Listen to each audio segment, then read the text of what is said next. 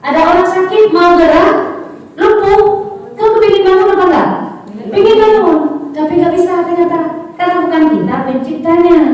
Kalau Allah tidak berkehendak, tidak akan terjadi. Dan kita nggak bisa terbang, padahal burung aja yang kecil bisa terbang. Nyamuk aja bisa. Ya, nyamuk ya. Coba lihat sekecil apa nyamuk, sekecil apa, yang kecil lagi dari nyamuk itu terbang ya. Ada juga binatang yang gigit kita itu. Bari-bari. Bari-bari lebih kecil. Ya, lebih kecil lagi terbang bisa. Padahal kita nggak bisa terbang. Coba lihat cecak jalan, kaki apa namanya, menempel di loteng. Kita bisa nempel loteng? Ini kuasa Allah. Ini harus kita lihat bagaimana agungnya pencipta menciptakan makhluk yang demikian rupa. Perbuatan cecak bisa menempel, Allah yang ciptakan. Makanannya nyamuk kok ya. Makanannya nyamuk yang bisa terbang. Coba, luar biasa. Kalau kita belajar tauhid itu bikin bertambah iman, ya kan? Bagaimana bisa itu menempel? Kita aja mau coba enak aja. Kita seandainya bisa seperti itu, berjalan membersih laba-laba. Jalan dari dinding melangkah sampai ke sana, bikin terus kamu. Bisa? Gimana kita cari tangga, cari alat, pasang lampu, padahal laba-laba lengket-lengket dari sana. Padahal kecil ya. Harus kita berpikir itu bukan berpikir, tidak boleh kita berpikir tentang Allah, tapi berpikir tentang ciptaan Allah. Inilah bukti bahwa Allah pencipta benda dan pencipta perbuatan gerakan-gerakannya. Hamba, gerakan hamba, diam hamba, gerak hamba, semuanya Allah yang ciptakan. Kalau kita melihat teman berjalan dari belakang, misal, ya, dia membelakangi kita. Ini cara jalan sipit nih. Kenapa? Ya kan? Apakah Ipit sengaja dia membuat perbuatan, bahkan dia sendiri nggak sadar bahwa itu gerakan dia, ya kan? Coba, cara jalan saya di belakang orang lihat ini cara jalan. Kalau saya lihat itu walaupun mirip-mirip dengan orang, tapi kayak gaya itu siapa yang ciptakan? Allah. Nggak bisa kita ciptakan sendiri. Ada latihan gaya orang berjalan di catwalk. Untuk bersama itu mau apa, goyang pinggul misalnya gitu kan, itu Allah ciptakan gerakan tapi atas latihan dia, latihan walaupun semuanya setelah Allah kehendaki sejak pada asal dia latih untuk bisa seperti itu. Jadi semuanya adalah Allah ciptakan. Gerak, diam, mampu duduk, bangun, itu semua adalah ciptaannya Allah. Sampai di dasar-dasar dalam pikiran kita, semuanya Allah yang ciptakan. Lam yakhluqhu ahadun siwallah la tabi'atun wa la illatun.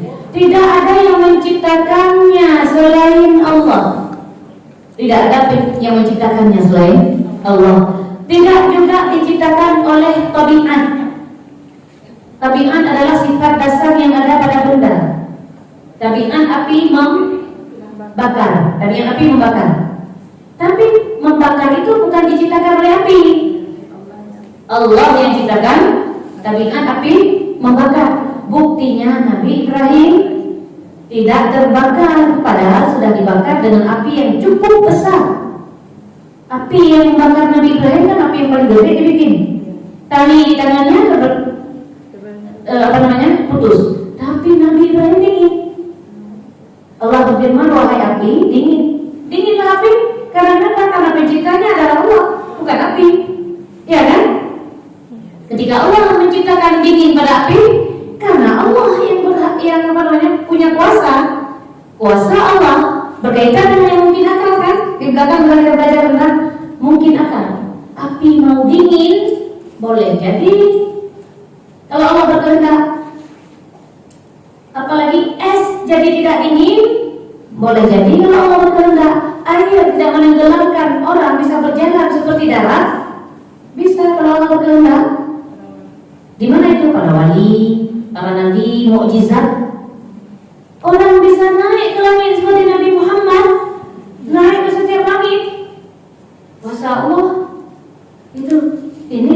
Allah pencipta.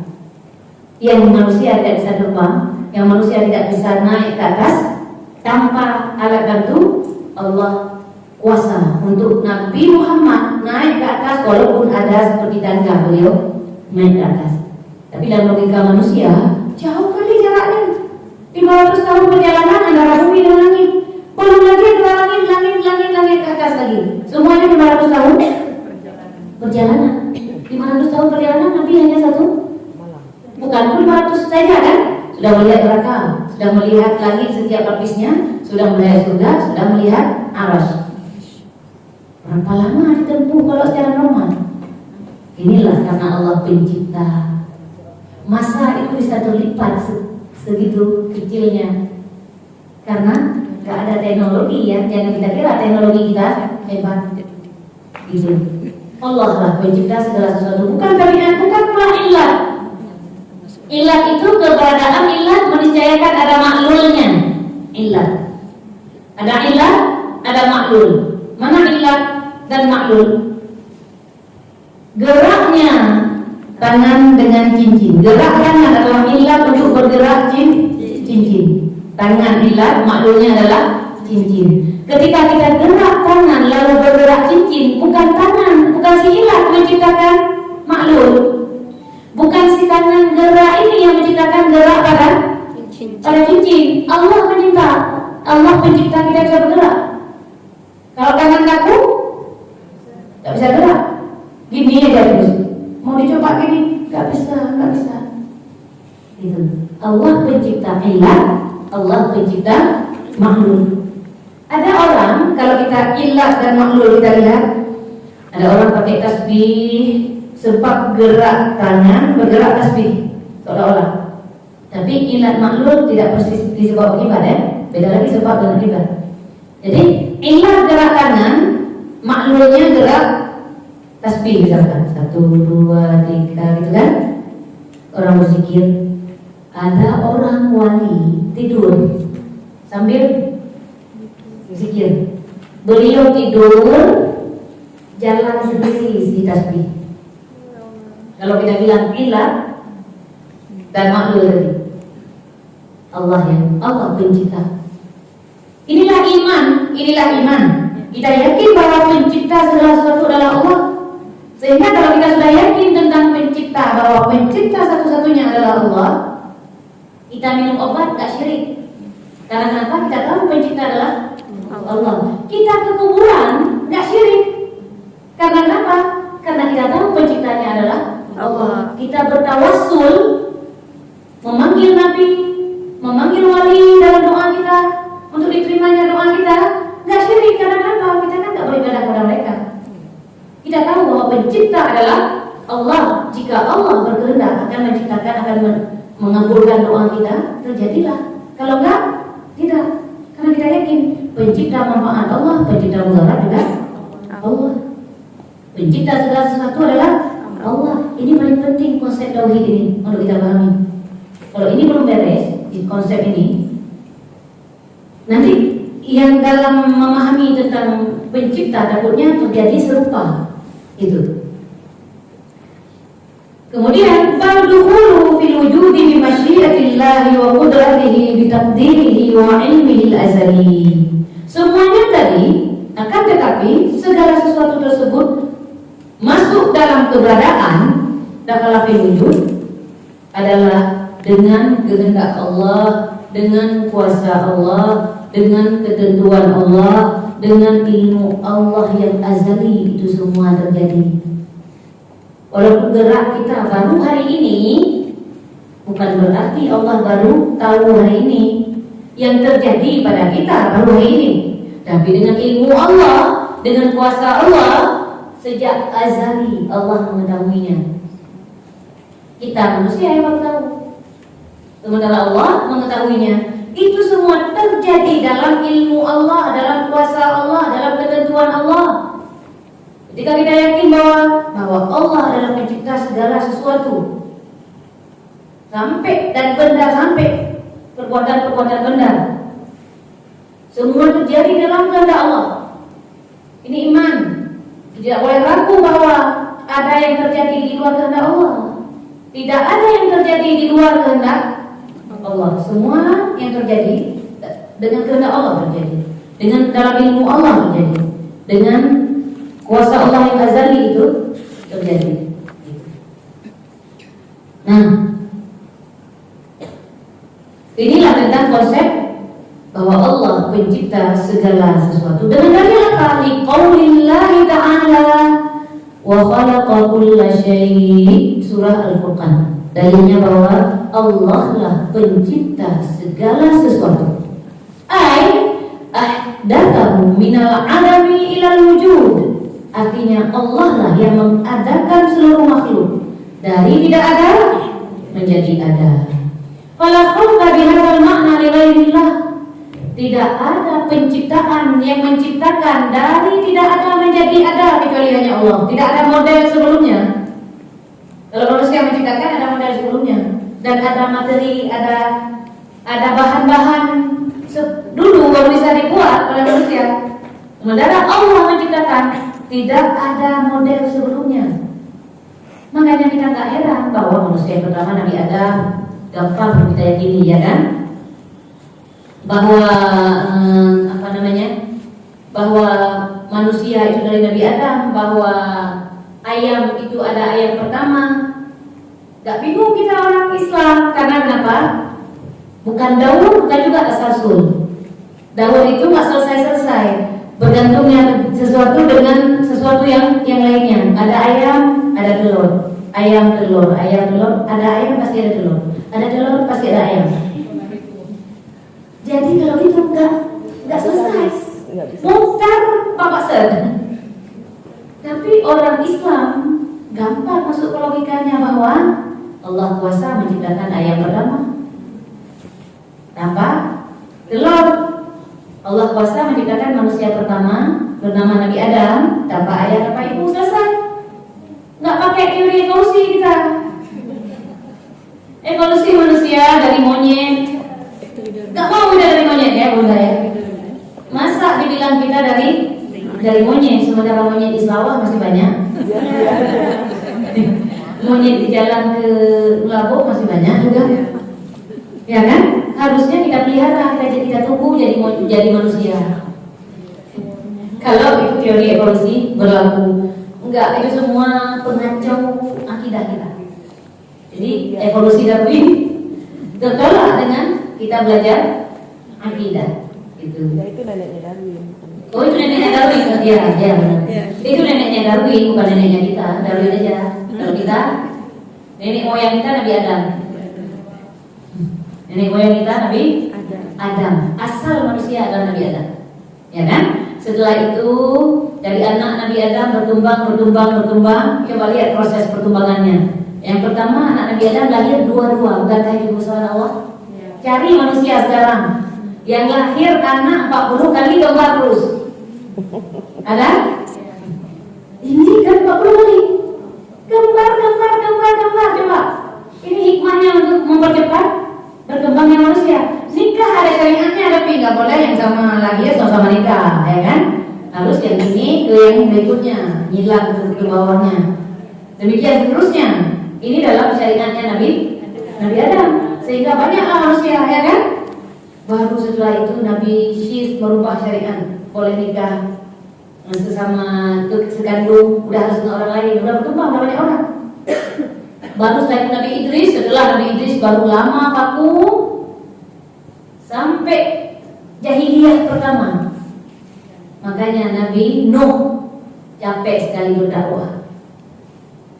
Dakwah Nabi Nuh itu berapa? 900 sekian tahun ya. Itu yang masuk Islam kelas 2 orang. Capek sekali Nabi Nuh berdakwah sampai akhirnya terjadilah banjir bandang ya bahasa kita. Pokoknya nggak ada lagi dunia yang selamat kecuali orang yang naik dalam perahu Nabi Nuh. Dari situlah berkembang seterusnya. Makanya ada kulit, warna-warna kulit ternyata dari sumbernya dari anak Nabi Nuh. Nabi Nuh itu 3 yang sumber yang menjadi akhirnya berkembang jadi kita yang sekarang. Ada yang kulitnya hitam, ada yang jadi orang Eropa putih-putih, ada yang hitam dari orang Afrika, ada yang rumah tangga kayak orang Indonesia, itu yang Nabi bilang tuh, ada Ham, Sam, dan Yafid. Dari semua itu. Jadi kita orang Islam dari sejarah kita mengetahui bahwa itu semua terjadi atas kehendak Allah. Tidak umum. Bukan teori abiogenesis, tapi bukan teori evolusi. Dalil yang lain adalah qala Allah Ta'ala hal min khaliqin ghairullah. Ini surah Al-Fatir, surah Fatir, hal min khaliqin ghairullah. Ini bukan pertanyaan adakah pencipta selain Allah. Langsung arti bahwa tidak ada pencipta selain Allah, itu maknanya. Tidak ada pencipta selain Allah. Kemudian ada lagi dalil firman Allah dalam surah Al-Furqan, wa khalaqa kulla syai'. Allah lah pencipta segala sesuatu. Jika kita orang beriman kepada Allah, cukup dalil ini untuk meyakini bahwa hanya Allah satu-satunya pencipta. Selesai. Jika kita mau beriman kepada Allah. Orang yang mencari kebenaran, dalil datang langsung dia beriman. Tapi kalau orang cari pembenaran, ini sudah ada dalil, tanya lagi dalil yang lain. 1000 dalil kita bilang dia bisa 1001. Itu orang yang tidak beriman, orang yang mencari-cari pembenaran, itu bukan mencari kebenaran. Beda mencari pembenaran dengan mencari kebenaran. Mencari pembenaran 1000 dalil kita beri diminta 1001. Tapi pencari kebenaran, begitu datang dalil, cukup bagi saya untuk meyakini bahwa Allah adalah pencipta segala sesuatu. Jadi hal min khaliqin ghairullah, kemudian wa khalaqa kulla syai'. Allah yang menciptakan segala sesuatu, yakni yang mengadakan dari tidak ada menjadi ada. Tadi kan dikatakan tidak ada makna ini selain Allah, yang menciptakan dari tidak ada menjadi ada. Jadi pencipta dalam makna ini tidak ada selain Allah. Allah tidak berfirman hal min khaliqin ghairullah, tadi tidak ada pencipta selain Allah. Wala masafi fa idza daraba insanun zujajan bi hajarin fakassarahu fadharbu wal kasru wal inkisaru bi khalqillah ta'ala falaysa lil 'abdi illa al kasbu wa amma al khalqu falaysa lil illah. Qala Allah Ta'ala laha ma kasabat wa 'alaiha maktasabat. Ini akhir dari pembahasan hari ini, insyaallah. Imam An-Nasafi berkata, ini ulama besar Imam An-Nasafi ini. Apa kata beliau dalam kitabnya? Memang ini tidak persis pernyataan Imam An-Nasafi, karena Syekh pengarang kitab mensederhanakan sampai kita bisa memahaminya. Karena kalimat dasarnya kalau kita nggak bahasa Arabnya emang kurang-kurang kayak kita nih, itu nggak bisa memahami langsung, saking bahasanya itu bahasa klasik gitu kan. Tapi oleh Syekh dibuat untuk gampang kita memahami. Fa idza daraba insanun zujajan bi hajarin, kata Imam An-Nasafi, apabila manusia memukul kaca dengan melemparkan batu, bihajarin memukul kaca dengan melemparkan batu, fal kasbu wal inkisaru bi khalqillah, maka perbuatan memukul, perbuatan memecah sampai pecahnya kaca, semuanya diciptakan oleh Allah. Semuanya diciptakan oleh Allah. Lalu hamba di mana? Falaisal abdi illa al-kasbu. Manusia di mana? Kasab. Manusia itu bagiannya manusia pada kasab. Melempar kaca dengan batu, perbuatan melempar, perbuatan memecahkan kaca sampai pecah kaca, semuanya ini Allah yang ciptakan. Manusia di mana? Pada kasab. Disinilah mahal tempat taklif kasab ini.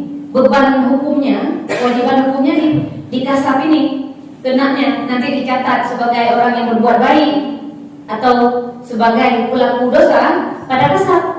Apa itu kasab? Taujiihul abdu qasdahu wa iradatahu nahwal aman. Kasab itu adalah upaya, ya? Upaya mengarahkan perbuatan. Ya, upaya untuk mengarahkan perbuatan yang mau dilakukan itu, ini namanya kasab, upaya. Jadi pada kasab inilah dia. Kasab itu upaya mengarahkan perbuatan. Adapun penciptaan tidak ada pada selain Allah. Hanya Allah pada pencipta. Manusia kasar. Kasar ini baik dan buruk akan kita bertanggungjawabkan di akhirat. Kalau tadi melempar kaca orang, untuk apa kita lempar kaca orang? Gitu kan? Rusak rumah orang, marah orang, kita kena dosa karena berbuat buruk kepada sesama muslim.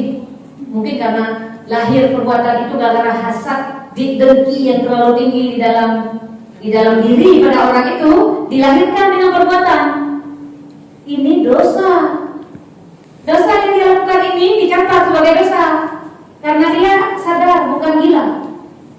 Walaupun dalam kondisi marah, bukan masalah marah, masalahnya apa dia lakukan, kan nggak gila, gitu, ya. Jadi kasapnya pada kenanya itu pada kasap, itu bukan berarti suka karena Allah pencipta, yang ciptaan Allah itu kehendak Allah. Lalu saya nggak salah, ini udah kehendak Allah, atas kata dia udah kehendak Allah. Kata orang, saya mencuri, udah kehendak Allah atas saya. Gak ada kuasa saya. Bukan begitu kan? Allah melarang mencuri. Kenapa dia arahkan kasapnya ke situ? Itu yang menjadi permasalahan. Walaupun Allah pencipta, tapi ada upaya untuk mengarahkan perbuatan itu, di situ kena dosa. Laha ma kasabat wa 'alaiha ma kasabat. Bagi setiap jiwa balasan baik dari kebaikan yang ia lakukan. Bagi setiap jiwa balasan baik terhadap kebaikan yang dia lakukan, dia akan mendapatkan pahalanya nanti. Dan bagi setiap jiwa balasan keburukan atas keburukan yang dia lakukan itu, terkena bahayanya. Itu pemahamannya bahwa laha ma kasabat wa 'alaiha ma kasabat. Gak bisa dibilang kalau Allah yang menentukan kok disiksa nanti pada kasab.